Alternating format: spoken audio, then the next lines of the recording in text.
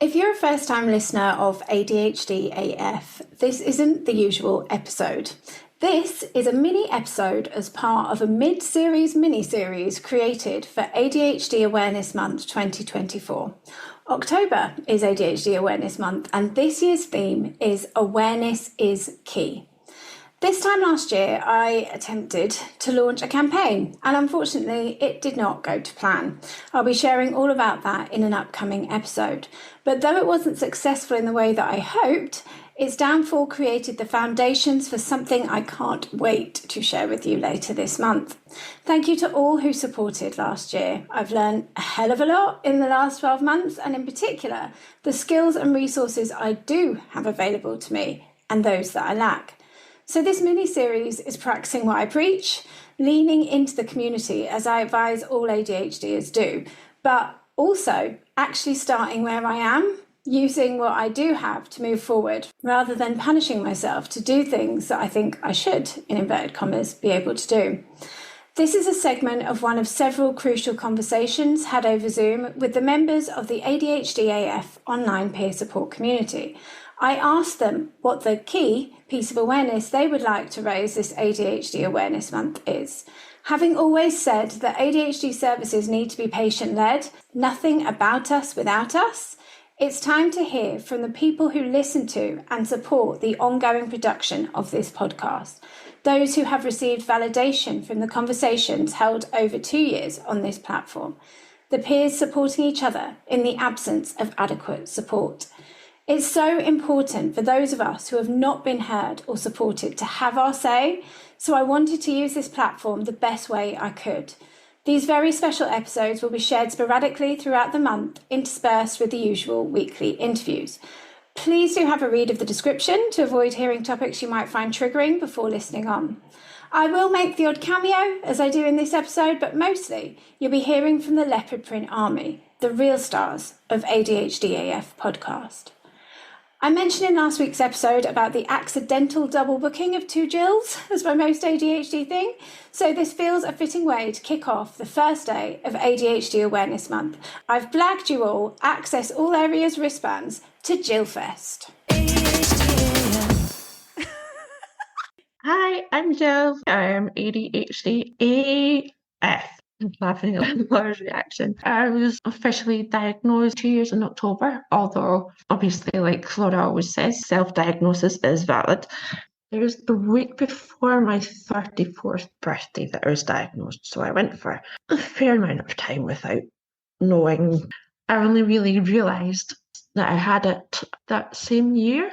The rest of the time I was just like, oh, why the fuck can't I be on time for things and be organised and everybody else is organised? Why can't I be? Kind of executive function, or it's called an executive dysfunction, that really, really messes with our lives.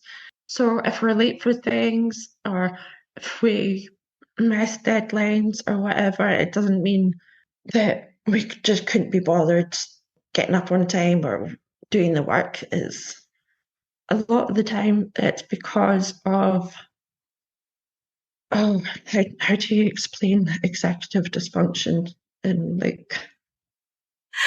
I don't have the executive function to explain executive dysfunction. It's like you're trying as hard as possible, just do things that other people find really easy, and just don't even have to think about. But it's just really hard because our brains just function differently. Yeah, that makes living in a society that's really designed for neurotypical people. So it's very hard for us to just get along, basically. Square peg, round hole. Very often I end up falling asleep in front of the TV.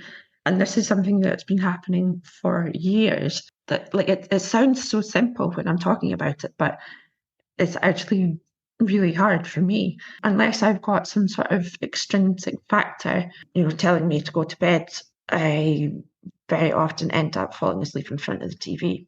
Then I don't get a good sleep, and then I'm knackered the next day, and then things that I had planned for that day, like it's shit.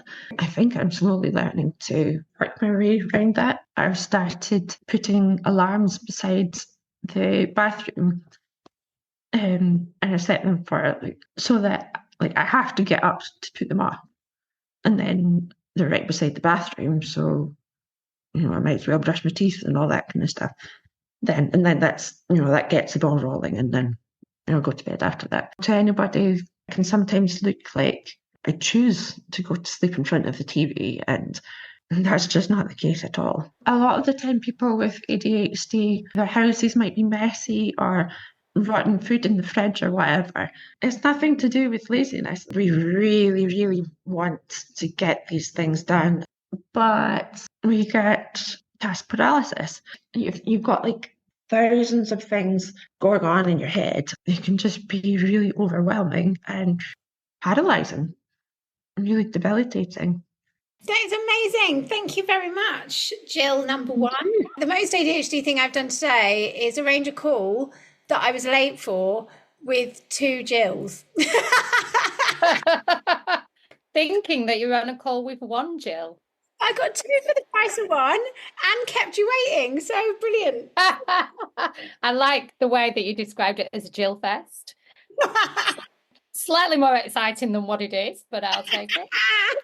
Hello, I am Jill Charlton. I am diagnosed ADHD. I was diagnosed in December 2022 when I was serving in the army.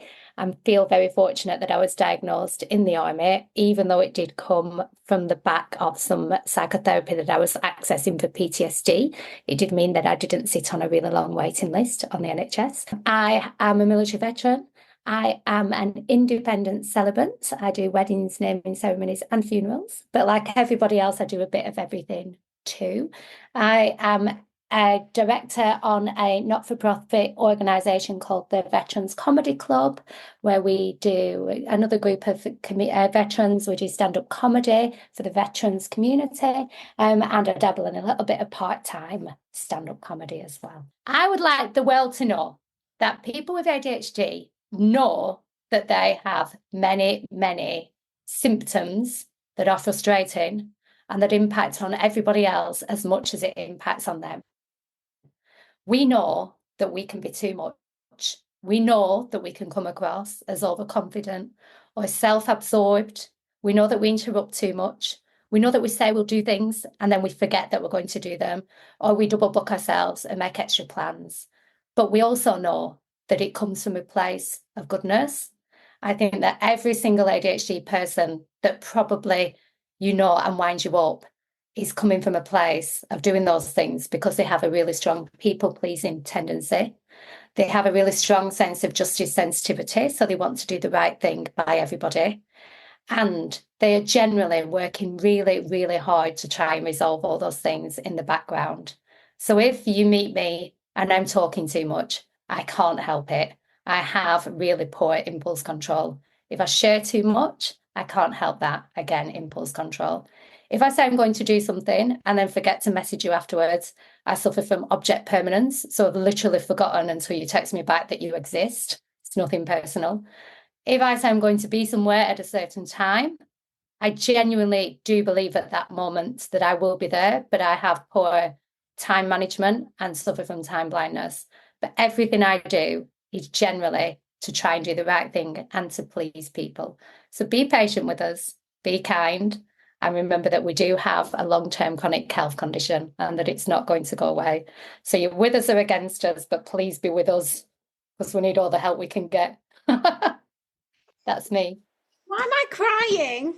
Are you crying? Was that good? That was kind of what I wanted to say. One of the things. Yes, both of you are absolutely brilliant, and thank you, because have I just put makeup on my face? I have, because we're practicing what we preach, aren't we? Which is literally like you have to show that compassion. You have to have that understanding. You can be like, fucking Nora, who does she think she is? There are two of us here. We're supposed to be one each, and she's fucking late, Lady Muck. But we all know what. That's it, isn't it? I think, do you know, the only other thing that I wanted to say, so I will say it now, is If you meet somebody with ADHD and they tell you that they have ADHD, it's not because they're trying to be trendy or they're jumping on a bandwagon.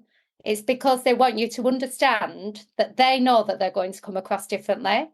If you met somebody who had a different health condition and they told you that they had that health condition, it's because they want you to understand that they might need some sort of support or advice. It's not because they're being too much or being an arsehole or think that, it's a good thing that they've got ADHD. They want you to know because they want you to understand them.